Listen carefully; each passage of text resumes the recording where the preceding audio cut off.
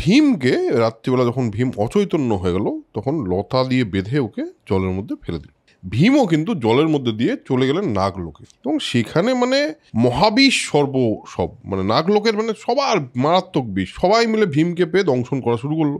তো দ্রোণ মোটামুটি বুঝতে পারেন যে কুরু বংশের যে ছেলেপেলেগুলো বড় হয়ে উঠছে, এদের দিয়েই আমার প্রতিশোধটা সম্পূর্ণ হতে পারে। পাঞ্চাল রাজার কাছে যাই, গিয়ে বলি যে আমার একটু হেল্প করতে, কিছুই না আমাকে কিছু গোধন, কিছু একটা দুটো গ্রামও যদি দেয় আমাকে, তাহলে আমি একটুখানি শান্তিপূর্ণ থাকতে পারি। দ্রুপদ কিন্তু দ্রোণকে দেখে বলো, তোমার কি মনে হয়, তুমি কোথাকার এক ব্রাহ্মণ, আমি পাঞ্চালের রাজা। দ্রুপদ বেশ বাজে ব্যবহারই করে দ্রোণের সঙ্গে। কিন্তু এই যে বীর্যস্খলন হলো, সেখান থেকে বীর্যটা দুভাগ হয়ে যায় এবং সেখান থেকে এক ছেলে এবং এক মেয়ের জন্ম হয়।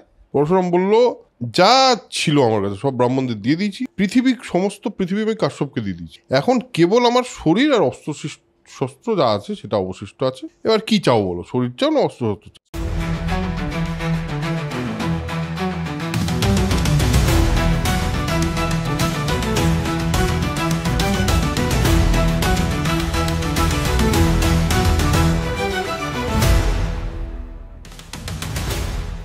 Hello man, welcome to soul connection epic. আমরা বৈঠক চ্যানেলে আরেকটা নতুন সিরিজ করছি, আপনারা অনেকেই জানেন, অনেকগুলো এপিসোড অলরেডি এসে গেছে। আমরা কি নিয়ে কথা বলছি যারা দেখছেন তারা জানেন, যারা দেখছেন না বা যারা আগের এপিসোডগুলো দেখেননি, প্রথমবার ক্লিক করলেন, তাদের জন্য বলি আমরা কথা বলছি সেই বহুল চর্চিত এবং বহুল প্রচলিত একটি টেক্সট নিয়ে, যেটার নাম মহাভারত। এবং যা নেই ভারতে যা নেই মহাভারতে তা নেই ভারতে, এরকম একটা বক্তব্য আছে, এবং এই গল্পটা বারবার রিটোল্ড হবে, এই কথাটাও বলা হচ্ছে। তো আমরা রিটেলিং করছি। আমরা একটা পয়েন্ট অবধি এর আগের এপিসোডে এসেছিলাম, সেখানে আমরা পাণ্ডুর মৃত্যু অবধি, পাণ্ডুর মৃত্যু, পাণ্ডব কৌরবের জন্ম থেকে নিয়ে পাণ্ডুর মৃত্যু অবধি আমরা পৌঁছেছি। তো এখন এই মুহূর্তে কি অবস্থা দাঁড়িয়ে আছে তাহলে? কুরুবংশটা, ধৃতরাষ্ট্র আছে, বিদুর আছে, ভীষ্ম আছে, সত্যবতী এবং অম্বিকা এরাও আছে, আর তার সঙ্গে আছে হলো কুন্তি একা। মাদ্রি এবং পাণ্ডু দুজনেই মারা গেছে। কুন্তি এবং তার 5 পুত্র, মানে তার 5 পুত্র না, তার 3 পুত্র এবং মাদ্রির 2 পুত্র। কিন্তু ফাইনালি এমন একটা পজিশন চলে আসে যেখানে সবাই কুন্তির পুত্রই। কুন্তির অ্যাকচুয়ালি 6 পুত্র, কিন্তু আপাতত সে 5 পুত্র নিয়ে সে নিজের মতো করে পঞ্চপাণ্ডব যাদেরকে বলা হবে। পাণ্ডু যখন মারা গেলেন তখন তার আশেপাশে অনেক ঋষি, তারা সবাই বললেন যে এবার কি করা যাবে, তুমি তো মানে এইভাবে তো 5 পুত্র নিয়ে থাকতে পারবে না, তুমি কি, তোমার তো যেতে হবে, তোমার তো একটা সেই অর্থে শ্বশুর বাড়ি আছে, সেখানে যাও। তো বললো যে ঠিক আছে, মৃতদেহ নিয়ে, দুজনের মৃতদেহ নিয়ে তারা গেলেন হস্তিনাপুরে। সবাই তো মানে দারুণ একটা বিলাপ টিলাপ করলো। তখন যুধিষ্ঠিরের বয়স 16, ভীমের 15, অর্জুনের 14, নকুল সহদেবের 13, মানে এক্স্যাক্টলি এক বছর করে আছে। এবার তারপর ধৃতরাষ্ট্রর আদেশ পেয়ে পাণ্ডু এবং মাদ্রির শেষকৃত্য সম্পন্ন হলো, এবং এরা তখন শ্রাদ্ধ হলো, যা হলো। এবার ব্যাসদেব তখন শোক বিবল হয়ে মায়ের কাছে গিয়ে বলল যে এ কিন্তু সুখের দিন কিন্তু শেষ, খুব খারাপ দিন আসতে চলেছে এই পরিবারের প্রতি। আমার মনে হয় আপনাদের বানপ্রস্থে এবার চলে যাওয়া উচিত। তো সত্যবতী অম্বিকার কাছে গেলেন, অম্বিকার কাছে গিয়ে বললেন যে তোমার পুত্র তো জীবিতই আছে, কিন্তু পাণ্ডু মৃত, তাই অম্বালিকাকে নিয়ে আমি বানপ্রস্থে চলেছি, কারণ আমাদের মানে সব বড় ঋষিরা বলছেন যে আমাদের খুব দুঃখের দিন আসতে চলেছে পরিবারের প্রতি, তো আমি বানপ্রস্থে চললাম, তুমি যদি যেতে চাও তো আমাদের সাথে যেতে পারো। তো অম্বিকাও রাজি হলেন। তো সত্যবতী, অম্বিকা এবং অম্বালিকা এরা চলে গেলেন তপবনে, এবং সেখানে গিয়ে ঘোর তপস্যা করে তারা তপস্যায় নিজের প্রাণ ত্যাগই করলেন, দেহত্যাগই করলেন।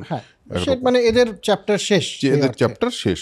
এবার পঞ্চপাণ্ডব যথারীতি তার পিতৃগৃহ, তা হস্তিনাপুর, ওই রাজপরিবারের পার্ট, তারা নিজেদের মতো বিন্দাস ঘুরে বেড়াচ্ছে, দারুণ শৈশব কাটাচ্ছে, 15-16 বছর বয়স তাদের, এবং কৌরবদের সাথে একদম একসাথে। কিন্তু ভীম এইখানে, এই যে ভীম হলো একটু বুলি ছিল, ওর কোনো খারাপ ইন্টেনশন ছিল না, কিন্তু এদেরকে কিন্তু মাথা ঢোকাঢুকি করে দিত, উঠিয়ে ফেলে দিত, জলে ডুবিয়ে দিয়ে যতক্ষণ পর্যন্ত ওদের একবারে হাঁসফাঁস না হয়ে যতক্ষণ পর্যন্ত রাখবে, কাউকে ফেলে তাকে হাত ভেঙে গেল, এইসব কিন্তু ভীম করে যাচ্ছে।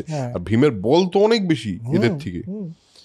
এই সময় থেকে কৌরবরা কিন্তু ভীমকে স্পেশালি, পাণ্ডবদের কম, কিন্তু ভীমের প্রতি একটা প্রচন্ড রাগ তাদের মধ্যে, ওই বুলিদের সাথে যেরকম হয় স্কুলে ওরকম রাগ হয়েছে এদের। দুর্যোধনও তাদের মানে শেষ ইয়ে আর কি বড় ভাই, তারও একই সমস্যা।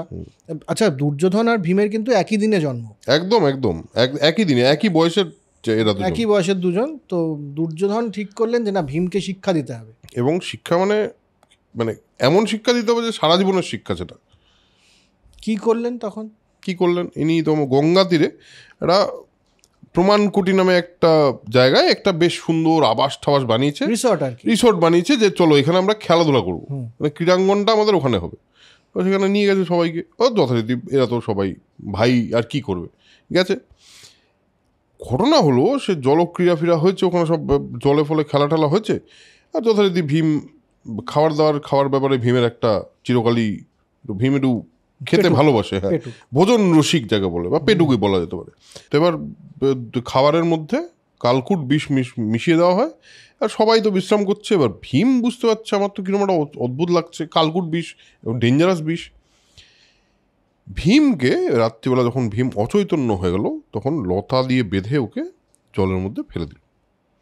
আর জলের মধ্যে ভীম পড়তে থাকলো অচৈতন্য অবস্থা। এবার সেই সময়, এর আগেও আমরা একটা জিনিস দেখেছি যে একজন সেই সময়কার কি জানি নাম, উত্তঙ্গ, হ্যাঁ, সেই উত্তঙ্গ কিন্তু পাতালের মধ্যে দিয়ে নাগলোকে প্রবেশ করেছিলেন। ভীমও কিন্তু জলের মধ্যে দিয়ে চলে গেলেন নাগলোকে, এবং সেখানে মানে মহাবিষ সব মানে নাগলোকের মানে সবার মারাত্মক বিষ, সবাই মিলে ভীমকে পেয়ে দংশন করা শুরু করলো। বিষে বিষক্ষয় বলে একটা কথা আমরা শুনি, এই বিষে বিষক্ষয় হলো কালকুট বিষের সমস্ত ব্যাপারটা নষ্ট হয়ে গেল, এবং ভীম হঠাৎ করে চেতনা পেয়ে গেল। আর যেই চেতনা পেয়েছে ভীম তো বিরাট শক্তিশালী, এই সাপকে ধরে ওই সাপকে ধরে সবাইকে মারতে শুরু করলো। এবার হঠাৎ করে মানে সবাই গিয়ে বাসুকিকে বলছে, এটা তো কী লোক এসছে আমরা জানি না, মারাত্মক কিন্তু আমাদের সবাইকে মেরে ফেলছে, আপনি কিছু একটা করুন। বাসুকি গিয়ে দেখে ভীমের মানে বাসুকির অ্যাকচুয়ালি দৌহিত্র হলো ভীম। আচ্ছা, হ্যাঁ, এবং কুন্তিভোজ হলো দৌহিত্র বাসুকির। সেখানেও দৌহিত্রকে চিনল, আর তুমি তো আমার আত্মীয় হও, তুমি আলিঙ্গন করে। এবার তারপর বাসুকি বলে যে তুমি এসব করো না, মারা সব বেরোটেরো না, ওটা তোমার বিষের প্রভাব চলে গেছে, তুমি বরঞ্চ একে সবাইকে বলে একে ধনরত্ন ফত্ন দাও।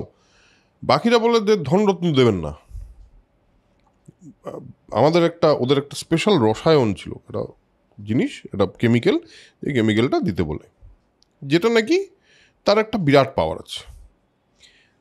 তো ভীম বলে কথা, একটা কুজোয় একটা রসায়ন ছিল, 8টা শেষ করে দেয়, এবং মানে সেখানে 8টা শেষ করে তারপর একটা দারুণ সুন্দর সজ্জায় ঘুমিয়ে টুমিয়ে বিন্দাস।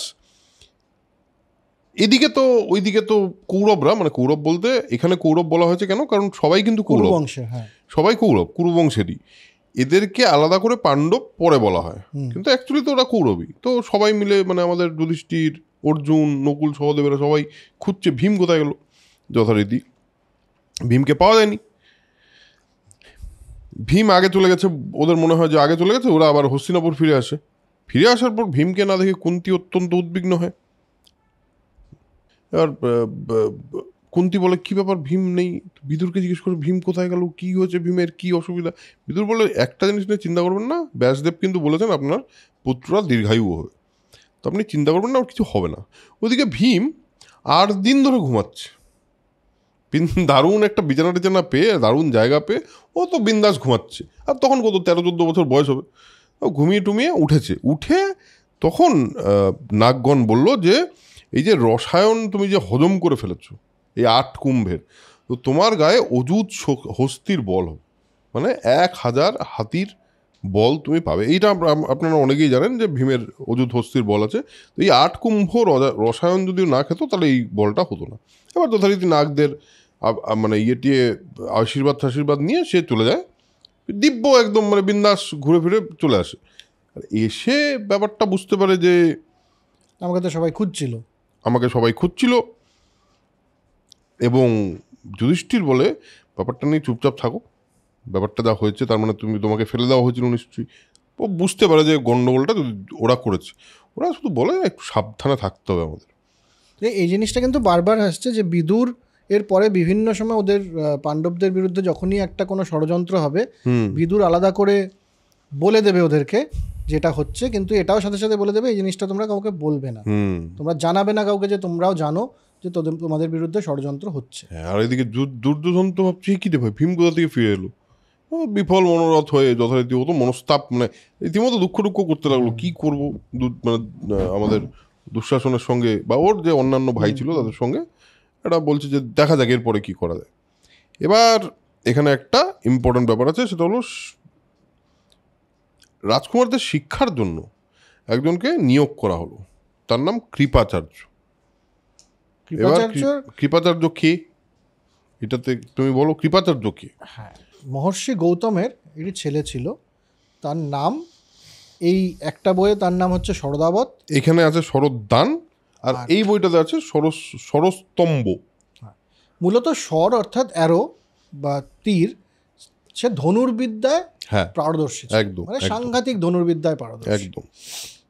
সব বেদের মধ্যে এখানে এরা বলছেন যে বেদের মধ্যে অনেক রকম বেদ আছে, যেমন স্থাপত্য বেদ আছে, আয়ুর্বেদ আছে, গান্ধর্ব বেদ যেটা হচ্ছে মিউজিকের গান্ধর্ব বেদ, তেমনি ধনুর্বেদও একটা বেদ, যে কোনো রাস্তাতেই সেখানে পৌঁছে যায়। তো এই মহর্ষির ছেলে ব্রাহ্মণ হওয়া সত্ত্বেও ধনুর্বিদ্যায় সে সাংঘাতিক দড়ো আর কি, এতই ধনুর্বিদ্যায় সে পারদর্শী যে ইন্দ্র মোটামুটি ভয় পেয়ে গেছেন। ইন্দ্র জনপদী বলে এক অপ্সরাকে বলেছে যে তুমি যাও ওকে একটুখানি বিচলিত করো, যেটা করে থাকেন ইন্দ্ররা সবসময়। তো জনপদী গেলেন এবং প্রায় একটা সূক্ষ্ম বস্ত্র, স্বচ্ছ বস্ত্র ইত্যাদি পরে ঘোরাঘুরি করছেন বনে এর শরদাবতের আশেপাশে। শরদাবত দেখে একটুখানি বিহ্বল হয়ে যান, হাত থেকে বিচলিত হয়ে যান, ধনু পড়ে যায় এবং তার বীর্যস্খলন হয়ে যায়, রেতপাত হয় এখানে লেখা আছে, বীর্যস্খলন হয়ে যায় পাতার মধ্যে। এমন সময় শরদাবতের আবার সেন্সেস ফিরে আসে এবং তিনি চলে যান ওখান থেকে। জনপদীও ওখান থেকে মানে কোথাও একটা চলে যান, জনপদীকে আর খুঁজে পাওয়া যায় না, দুই ভাগ। এবার এই যে বীর্যস্খলন হলো সেখান থেকে বীর্যটা দুভাগ হয়ে যায় এবং সেখান থেকে এক ছেলে এবং এক মেয়ের জন্ম হয়, কৃপা এবং কৃপি। তো এই কৃপা হচ্ছে সেই মহাভারতের কৃপাচার্য, আর কৃপি হচ্ছে দ্রোণের স্ত্রী, পরে হয়ে যাবেন। এবং এই কৃপি কেন নাম?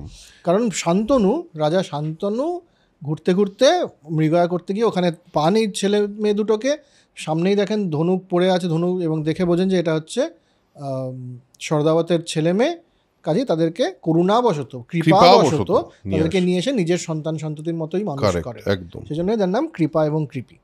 এই হচ্ছে আমাদের কৃপাচার্য, যাকে পরে তিনি কৃপাচার্য হবেন, তিনিও ধনুর্বিদ্যায় বিরাট পারদর্শী হয়ে ওঠেন। এখানে একটা ব্যাপার আছে, সেটা হলো শরদ্দান বা শরদাবত বা শরস্তম্ভ যেই হোক, তিনি মানে তাদের বাবা আর কি, সে তপবনে তাদের বৃত্তান্ত জানতে পেরেছে, ফিরে আসেন, যে ফিরে আসে রাজভবনে ফিরে আসে, তার আমার সন্তান, এবং তাকে ধনুর্বিদ্যাটা তাকে শিখিয়ে যান।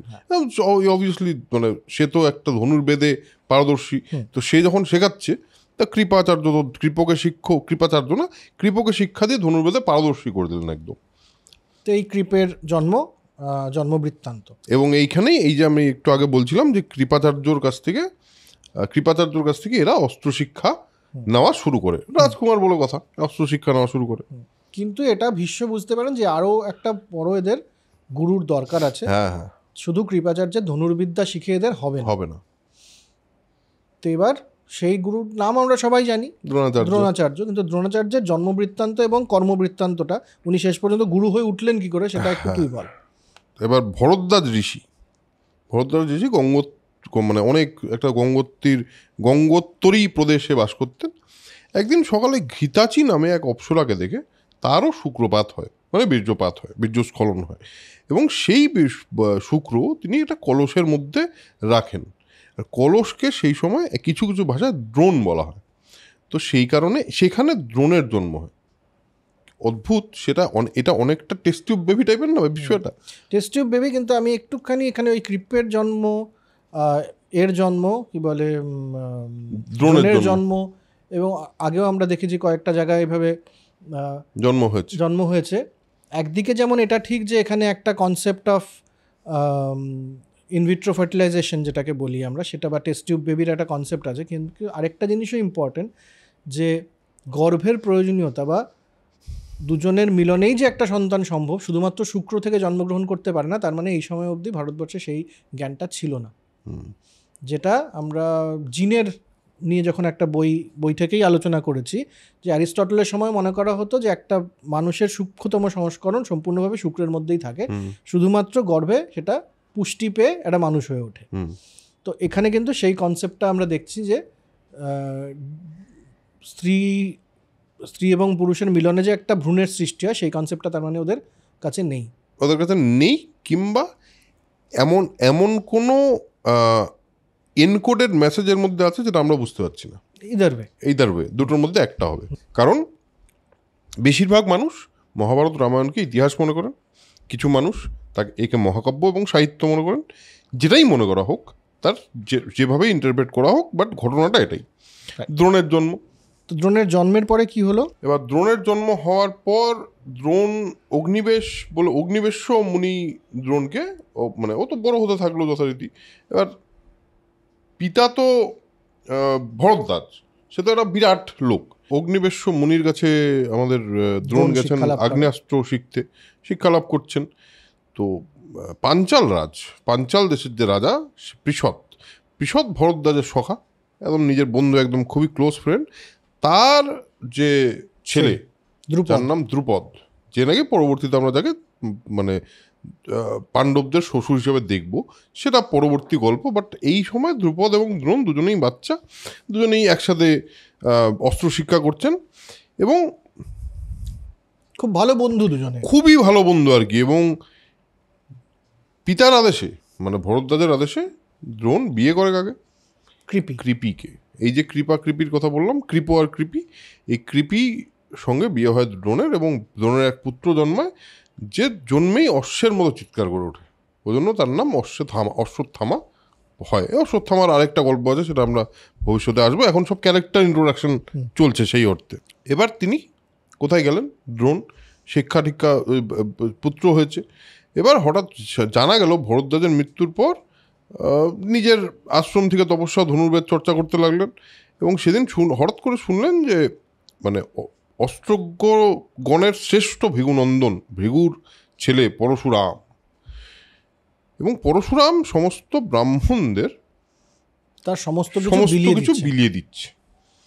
এবার দ্রোণ এটা শুনে অবশ্যই মানে পরশুরামের কাছে গিয়ে প্রণাম করে বললেন যে তাহলে কিছু দিন আমাকে। কারণ অ্যাকচুয়ালি কি হচ্ছে, তখন দ্রোণের কাছে টাকা পয়সা অভাব, মানে টাকা পয়সা জাস্ট নেই, ও খুবই অভাবে দিন কাটাচ্ছে। ছেলেকে ঠিক করে মানুষ করতে পারছে না, কিভাবে কি খাওয়াবে বুঝতে পারছে না, এরকম একটা অবস্থা। তো বললেন ধন দাও, যত তোমার আমার টাকা পয়সা দিন কিছু।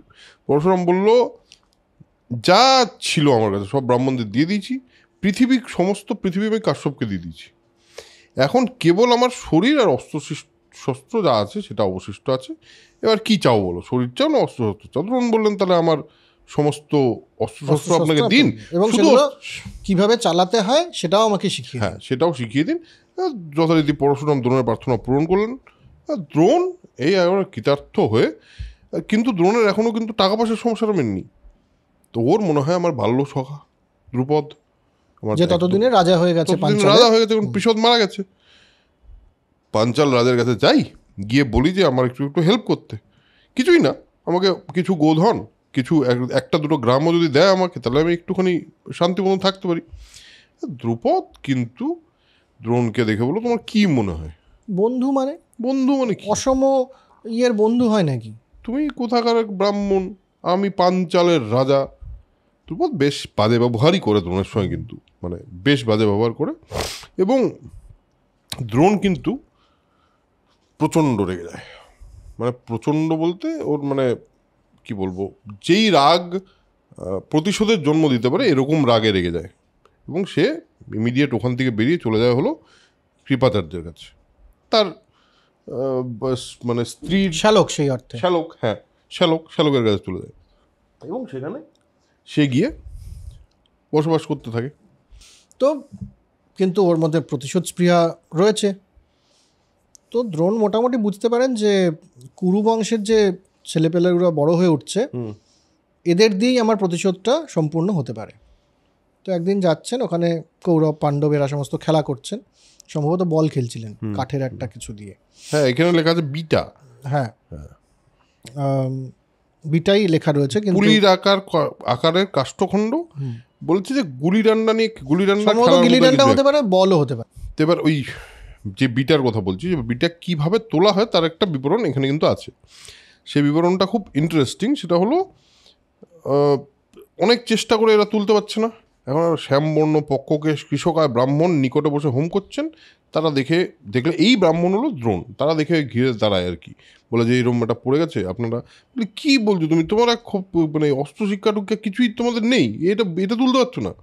তখন তিনি বলছে ভরত বংশে জন্ম একটা বিটা তুলতে পারছো না, তোমরা কী করছো? তারপর বলে আমার আংটি আর কৃষ দিয়ে ইশিকা মানে একটা কাশ তৃণ হয় না, কাশের যে ওইটা দিয়ে তুলে দেবো। বলো ওরা সবাই মিলে এক্সাইটেড হয়, দেখি ব্যাপারটা কী হয়।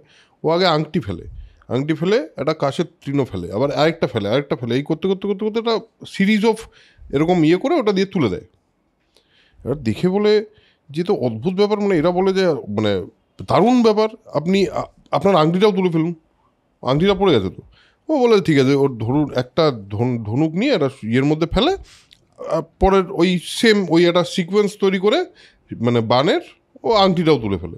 এইটা দেখে মানে সবাই জিজ্ঞেস করে আপনি কে, আপনি তো মারাত্মক কেউ হবেন, এইরকমভাবে যদি আপনি দেখাতে পারেন। বলে আমরা যারা দেখলে গিয়ে ভীষ্মকে বলবো। তখন ভীষ্মকে গিয়ে বলে যে এরকম কিন্তু ঘটনা ঘটেছে। ভীষ্ম বোঝা যায় এ তো দ্রোণ ছাড়া আর কেউ হতে পারে না। এবং তুই বলছিলি ভীষ্ম একটা খুঁজছিল ওদের অস্ত্র শিক্ষার আরও বড় গুরু।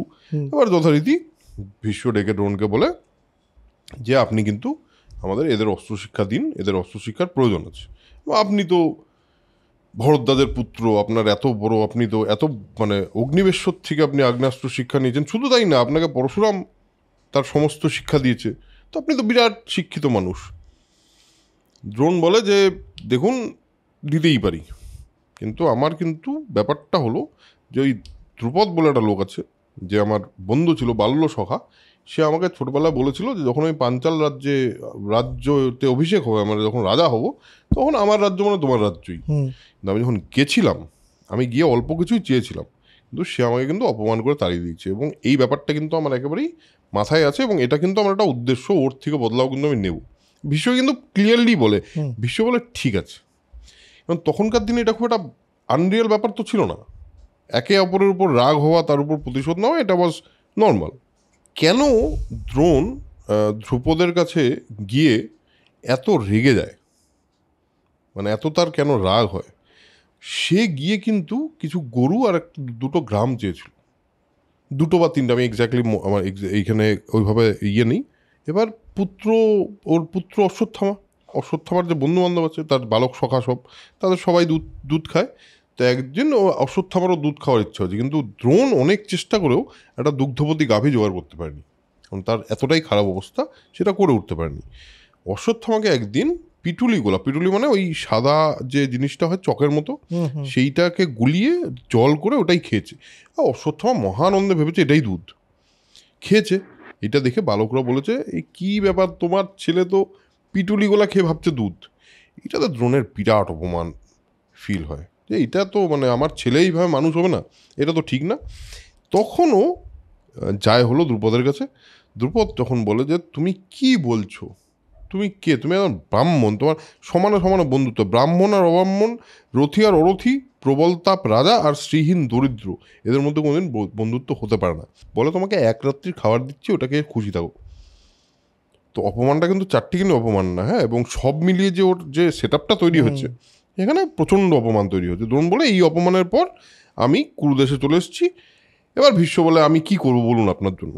এবং তারপর ভীষ্ম বলে যে আপনি তাহলে এখন থেকে নিযুক্ত হন, ওদেরকে আপনি অস্ত্র শিক্ষা দিন, এবং যাতে দারুণভাবে এরা বড় হয় এরকম কাজ করে এবং তারপর আস্তে আস্তে অস্ত্র শিক্ষায় তারা আস্তে আস্তে নিপুণ হওয়া শুরু হয়। কিন্তু দ্রোণের প্রিয় শিষ্য ছিল অর্জুন। একদম। অর্জুনকে সে বলেছিল যে তুমি কিন্তু আমার প্রিয় শিষ্য, তোমার মতো কেউ হবে না। একদম। তো শিক্ষা নিচ্ছে ওরা এমন সময় আরেকটি ছেলে আসে, হিরণ্যধনুর পুত্র একলব্য, নিষাদ পুত্র, সে অর্থে মানে যাকে সেই অর্থে দলিত কাস্ট বা লোয়ার কাস্টের ছেলে বলে, কিন্তু সে ধনুক শিখবে, আগ্নেয়াস্ত্র চালানো শিখবে দ্রোণের থেকে, মনে মনে গুরু মেনে নিচ্ছে। একদম। তো দ্রোণের কাছে সে আসে, এসে তাকে প্রণাম করে এবং বলে যে আমাকে অস্ত্র শিক্ষা দিন। দ্রোণ জিজ্ঞেস করে তোমার পিতৃপরিচয় কি? যখন জানতে পারে যে সে নিষাদ পুত্র, তখন দ্রোণ অস্বীকার করে, বলে না, আমি ক্ষত্রিয় ছাড়া কাউকে শিক্ষা দেব না। তো একলব্য একটু বিফল মনোরথ হয়ে ফিরে যায়, বলে কিন্তু আমি মনে মনে তো দ্রোণকেই মেনে নিয়েছি। এই গল্পটা আপনারা মোটামুটি জানেন সবাই। তো মাটির একটা দ্রোণের মূর্তি বানিয়ে জঙ্গলে সে নিজেই অস্ত্র শিক্ষা করছে, দ্রোণকে মনে মনে গুরু ভেবে। তো দ্রোণ এবার এই সমস্ত কুরু পাণ্ডবদের নিয়ে একবার সেই বনেই গেছেন, হয়তো ট্রেনিংয়ের জন্যই গেছেন, সাথে একটা কুকুর গেছে।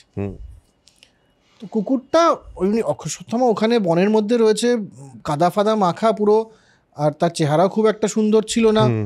তাকে দেখে কুকুরটা চিৎকার করে উঠেছে, আর যেই চিৎকার করে উঠেছে একলব্য খুব তাড়াতাড়ি ছাদখানা বান এমনভাবে মারে যে কুকুরটার মুখটা আটকে যায়। মারা যায় না, কিন্তু কুকুরটার মুখ আটকে যায় এবং সে আর চিৎকার করতে পারে না। এটা দেখে কুরু পাণ্ডব তারা ভাবে যে এ কে, বনের মধ্যে এরকম একজন, যে এরকম একটা শিক্ষা তার ধনুকের, এভাবে তীর চালাতে পারে। সবচেয়ে বেশি খারাপ লাগে অর্জুনের। অর্জুন এসে এবং তাকে জিজ্ঞেস করে তুমি কে? বলে আমি দ্রোণাচার্যের শিষ্য একলব্য। তো অর্জুন এসে দ্রোণাচার্যকে বলেন যে আচার্য বা গুরুদেব, আপনি তো বলেছিলেন আমার মতন ধনুক আপনি কাউকে শেখাবেন না, ধনুর্বিদ্যা শেখাবেন না, কিন্তু আমি তো বনের মধ্যে দেখলাম একলব্য বলে একজন, সে আপনার শিষ্য, এবং সে কিন্তু সাংঘাতিক এরকম ধরনের ঘটনা ঘটিয়ে ফেলেছে। তো দ্রোণাচার্য বলেন আচ্ছা চলো দেখি। তো দ্রোণাচার্য গেলেন একলব্যের কাছে, একলব্যকে জিজ্ঞেস করলেন, একলব্য প্রণাম করলেন, বললেন আমি মনে মনে তো আপনি আমাকে ডাইরেক্টলি শিক্ষা দেননি, কিন্তু আমি মনে মনে আপনাকেই গুরু ভেবেছি এবং এটা শিক্ষা আমি নিজে লাভ করেছি। দ্রোণাচার্য বললেন তুমি যখন আমাকে গুরু ভেবেইছো এবং এতদূর শিখেই গেছো, তখন গুরু দক্ষিণা তো তোমাকে দিতে হবে। তো একলব্য বলছেন হ্যাঁ বলুন কী গুরু দক্ষিণা? বলে ডান হাতের বৃদ্ধাঙ্গুষ্ঠ, রাইট থাম্ব, এটা তুমি আমাকে কেটে দাও। একলব্য কিন্তু খুশি খুশি মনে সেটা কেটে দিয়ে দেন এবং তারপরে বুঝতে পারেন যে আমার আর তীর ধনুক চালানো আর কোনোদিনও হবে না। অন্য হাতে চালায় কিন্তু সেই ব্যাপারটা নেই। তখন অর্জুন কিন্তু মনে মনে খুশি হয়, ওকে আচ্ছা আমি তাহলে বেশ থাকলাম। এখানে কিন্তু আমি এই গল্পটার মানেটা এখন অবধি আমার কাছে খুব একটা ক্লিয়ার না, যে এখানে মানে দেখ আমার মনে হয় প্রত্যেকটা ক্যারেক্টারই মহাভারতের মধ্যে একটা গ্রেন এসেছে। অর্জুন শ্রেষ্ঠ ধনুর্ধর হওয়ার জন্য একজন ডিজার্ভিং লোককে অকেজো করে দিলেন, এটা তো ঠিক না। এবং দ্রোণেরও ওর থেকে বৃদ্ধাঙ্গুষ্ঠ চেয়ে নেওয়াটাও ঠিক মনে হচ্ছে না। কিন্তু মানে আমার মাঝে মাঝে সত্যি বুঝতে পারি না আমি, যে কোনো একটা কারণ তো আছে এর পেছনে, কারণ প্রত্যেকটা গল্পেরই একটা করে কারণ আছে, তার একটা আছে, বাট হয়তো কখনো এইটাকে আমরা ডিকোড করতে পারবো বা কিছু মানুষ ডিকোড করেছেন। দেখ এখানে আমার দুরকম ভাবে আমার মনে হয়। প্রথম হচ্ছে, যদি আমরা মহাভারতকে ইতিহাস মনে করি, আমি করি না পার্সোনালি, কিন্তু সেটা ইট ইজ ইমম্যাটেরিয়াল, অনেকে মনে করেন, যদি মনে করি তাহলে এখানে দলিতদের বা লোয়ার কাস্ট, যাদেরকে সে অর্থে লোয়ার কাস্ট, তাদের প্রতি বঞ্চনার ইতিহাস আমরা খুঁজে পাচ্ছি, যেটাকে পরবর্তীকালে অনেকে বলেছেন এই তো মহাভারতেও তো লেখা আছে। এটা তো মহাভারতে যদি লেখা আছে, তার মানে তারা তো স্বীকার করে নিচ্ছেন যে মহাভারতটা ইতিহাস। যদি সেটাই তুমি রেফারেন্স দাও যে মহাভারতে লেখা আছে একলব্যের সাথে এটা হয়েছিল নিষাদ পুত্র বলে, তার মানে তুমি স্বীকার করছো যে এটা ইতিহাস। আর যদি মহাভারত অ্যাকচুয়ালি মিথোলজিক্যাল হয় বা কাল্পনিক হয়, তাহলে কিন্তু একভাবে এটা বলা হচ্ছে যে কতটা ভুল হয়েছিল দ্রোণের থেকে। নইলে পরে এরকম একটা গল্প কেন লিখবো আমি, যে দেখো এরকম না, একজন নিষাদ পুত্রের সাথে এরকম করা হয়েছিল, ব্রাহ্মণরা এরকম করেছিলেন। এটা যদি একটা কাল্পনিক গল্পে লিখি আমি, তার মানে তো আমি এটাই বলতে চেষ্টা করছি যে এটা করাটা উচিত হয়নি। একদম, এটা একটা ব্যাখ্যা। আরেকটা হচ্ছে এটাও হতে পারে যে এই যে অর্জুন এখানে এবং তারপরেও কর্ণের সাথেও যেটা করেছে, সবসময় যে অর্জুন একেবারে পুরুষ শ্রেষ্ঠ তা কিন্তু কখনোই বলা হচ্ছে না। গ্রে যেটা বললি সেটা ছিল, তবে একটা আলটিমেট উদ্দেশ্য ছিল ধর্ম প্রতিষ্ঠা করার জন্য, রক্ষা করা এবং দুর্যোধনের কৌরব বাহিনীকে। তো এটাও হতে পারে যে বেশ কিছু জায়গায় তোমাকে কম্প্রোমাইজ করতে হবে ধর্মের সাথে, ধর্ম অর্থাৎ রুল বা ট্যাকটিক বা সভ্যতার সাথে, আলটিমেট একটা উদ্দেশ্য সফল করার জন্য। তো কোনটা, আমার মনে হয় এই সব কিছুর মধ্যে এটাই তো বিউটি অফ মহাভারত। আরেকটা জিনিস আছে, আরেকটা জিনিস আমার মনে হচ্ছে, এটা হলো যে যেই লোকটার যা কাজ, হতে পারে তোমার কাছে ট্যালেন্ট আছে, এই ট্যালেন্টটা তুমি মানে এই ট্যালেন্টটাকে এনক্যাশ করার জন্য বা এই ট্যালেন্টটা তোমার জন্য ঠিক কিনা বা তোমার শুধু এই ট্যালেন্টের উপরেই কাজ করে দেওয়া উচিত কিনা, সেই সময়ের সিস্টেম অনুযায়ী কিন্তু বারবার এই কথাটা এসছে যে ক্ষত্রিয় না হলে তুমি এটা করতে পারবে না। তো আমার মনে হয় এখানে আরেকটা জিনিসেরও গুরুত্ব আছে, সেটা হলো যে গুরুত্ব বলা ভুল হবে, উল্লেখ পাওয়া যাচ্ছে যে যার যেটা কাজ সে যাতে শুধু সেইটুকুই করে। কারণ কর্ণকেও কিন্তু কর্ণ যখন দ্রোণের কাছে এসেছিল যে আমাকে অস্ত্র শিক্ষা দিন, কর্ণকে কিন্তু ডিনাই করা হয়েছিল। তার একটাই কারণ, সেটা হলো কর্ণ অধিরথের পুত্র, সুতপুত্র বলে। তো তার মানে এই ব্যাপারটাও কিন্তু সবসময় ছিল। কর্ণকে সারা জীবনই এটা বয়ে নিয়ে বেড়াতে হয়েছে যে আমি সুতপুত্রের সঙ্গে লড়াই করব না, সুতপুত্র অপমানের জায়গাগুলো এগুলো ছিল। তো যেভাবেই ব্যাখ্যা করা হোক, ঘটনাটা তো এটাই। হ্যাঁ, এবার এখানেই তারপরের গল্প যেটা, সেটা হচ্ছে ওই পাখির চোখ। হ্যাঁ, পাখির চোখ এবার কতটা কে শিক্ষা লাভ করলো এর জন্য দ্রোণ বললেন যে এবার একটা টেস্ট হবে, আলটিমেট টেস্ট। গিয়ে একটা মাটির, এই গল্প আমরা ছোটোবেলায় প্রায় সবাই পড়েছি, তাও যেহেতু আর্কাইভ করছি পুরোটা আমাদের মনে হয় বলে দেওয়া ভালো, যে মাটির একটা পাখি বানিয়ে একটা গাছের ডালের উপরে রেখে দ্রোণ বললেন সবাই ওখানে এম করো। এম করে এবার প্রথমে যুধিষ্ঠিরকে বললেন এম করেছো? বলে হ্যাঁ করে ফেলেছি। বলে তুমি কি দেখতে পাচ্ছ? গাছটা দেখতে পাচ্ছ, পাখি দেখতে পাচ্ছ, আমাদের সবাইকে দেখতে পাচ্ছ? তো যুধিষ্ঠির বলেন হ্যাঁ আমি দেখতে পাচ্ছি পাখিটা, আমি গাছটা দেখতে পাচ্ছি, সবই দেখতে, আপনাকেও দেখতে পাচ্ছি। তোকে তীর চালানোর আগে দ্রোণ বললেন দেখো তুমসে না হো পায়, একদম সরে যাও, তোমার দ্বারা হবে না, এই ব্যাপারটা হবে না। এইভাবে সবার সাথেই টেস্ট হলো, কেউ ওরকম না। তার লাস্টে অর্জুনকে বলে তুমি দেখতে পাচ্ছ গাছটা এবং পাখিটা এবং আমাদেরকে? অর্জুন বললে আমি পাখিটা দেখতে পাচ্ছি। শুধু পাখিটা দেখতে পাচ্ছি। বলে ব্যাখ্যা করো। বলে না পুরোটা ব্যাখ্যা করতে পারবো না, আমি শুধু পাখির মাথাটাই দেখতে পাচ্ছি। অর্জুন বললেন ঠিক আছে, এবার তুমি বাণ চালালো এবং ওখানে মাথাটা শিরচ্ছেদ হয়ে পড়ে। যেটা বললি যে যেটা যার কাজ সেখানেই সে কনসেন্ট্রেট করাটা যে কতটা ইম্পর্টেন্ট, যে এবং সব কিছু কম্প্রোমাইজ করে দেওয়া শুধু ওই জিনিসটা শেখার জন্য, সেটা এখানে ইম্পর্টেন্ট। তো সেটা এরই হলো। আরেকটা এরপরে একটা কুমিরের গল্প। একদিন গঙ্গায় স্নান করতে গেছে, শিষ্যদেরকে নিয়ে গেছে, গিয়ে একটা কুমির, হ্যাঁ এখানে কিন্তু একটা জিনিস লেখা আছে মূলে, এখানে বলা আছে এটা গ্রাহ, তার অর্থ কিন্তু কুমির এবং হাঙর দুটোই হয়, ঠিক আছে? যে কোনো একটা যেটাই হোক, সেটা প্রাণঘাতী একজন একটা ব্যাপার, এবং তার জঙ্ঘায় সে কামড়ে ধরেছে দ্রোণ কামড়ে ধরেছে। সঙ্গে সঙ্গে বলছে তোমরা আমাকে রক্ষা করো, এবং সঙ্গে সঙ্গে মানে তার বাক্য বেরোতে বেরোতে অর্জুন 5 স্বরে কুমিরের দেহ 5 খণ্ড করে ফেলে, এবং যথারীতি অন্য শিষ্যরা জাস্ট বোঝার আগেই ব্যাপারটা ঘটে যায়। আর তখন বলে মানে আমাদের দ্রোণ বলে যে তোমাকে আমি ব্রহ্মশির নামে একটা অস্ত্র দিচ্ছি, এই অস্ত্রটা মানুষের প্রতি প্রয়োগ করো না, যদি কোনোদিন অন্য কোনো শত্রু তোমাকে আক্রমণ করে, সুপার হিউম্যান কেউ যদি করে, তাহলে কিন্তু এইটা তুমি প্রয়োগ করবে, এটা কিন্তু তোমাকে একটা বিরাট দান আমি দিলাম। কারণ ওর কাছে তো পরশুরামের সব অস্ত্রের দানই ছিল, সেই অনুযায়ী এই দানটা দিল। তো এইখানে আমাদের এই অধ্যায় কিন্তু শেষ, এই অধ্যায়টা এখানে শেষ। এর পরের অধ্যায় হচ্ছে যতুগৃহ দহ। এরপর অস্ত্র শিক্ষা প্রদর্শন আছে। হ্যাঁ, যতুগৃহ দহ পর্বের শুরুতেই অস্ত্র শিক্ষা প্রদর্শন আছে, কিন্তু মোটামুটি এদের শিক্ষা তো সম্পূর্ণ হলো সবার। আমরা এটাও বুঝলাম যে কৌরব এবং পাণ্ডবদের মধ্যে একটা নিজস্ব শত্রুতা তৈরি হচ্ছে। অর্জুন বেশ বীর হয়ে উঠেছে, ধনুর্ধর হিসেবে বড় হয়ে উঠেছে। একই সাথে নকুল এবং সহদেব এরা তরবারিতে সাংঘাতিক হয়ে গেছে, যুধিষ্ঠির রথ চালনায় খুব বড় হয়ে গেছে, এবং ভীম তো ভীমই, সে তো সাংঘাতিকভাবে গদা এবং যে কোনো শক্তির প্রয়োগের যেগুলো অস্ত্র সেগুলোতে সাংঘাতিকভাবে তারা পারদর্শী হয়ে উঠেছে। একদম। তো যেহেতু এখানে পর্ব শেষ, আমাদের মনে হয় আমাদের এপিসোডটাও এখানে শেষ করে রাখাই ভালো। তো এই অবস্থায় আমরা আজকের এপিসোড এখানেই শেষ করি তাহলে। এরপরে আমরা অস্ত্র শিক্ষা প্রদর্শনে যাব, দ্রুপদের প্রতি প্রতিশোধ নেওয়া হলো কিনা দ্রোণের, কিভাবে নেওয়া হলো সেটা জানবো। তারপর যতুগৃহদহ ওই পর্বে ঢুকবো। যদিও এই বইটা যেটা বিবেক দেবরায়ের লেখা, সেখানে এরপর থেকেই যতুগৃহদহ পর্ব শুরু হয়ে যাচ্ছে। এইখানে মানে আমাদের রাজশেখর বসুর মহাভারতে অস্ত্র শিক্ষা প্রদর্শনের পর তারপরে হলো দ্রুপদের পরাজয় বা দ্রোণের প্রতিশোধের কি গল্পটা, ওই গল্পটা, এবং শেষে ধৃতরাষ্ট্রের একটা ঈর্ষার গল্প আছে, যেখান থেকে যদুগৃহে ব্যাপারটা কালমিনেট করে। তো এই পুরো ব্যাপারটা আমরা এর পরের পর্বে অ্যাড্রেস করব। তো আজকের পর্ব এখানেই শেষ করছি।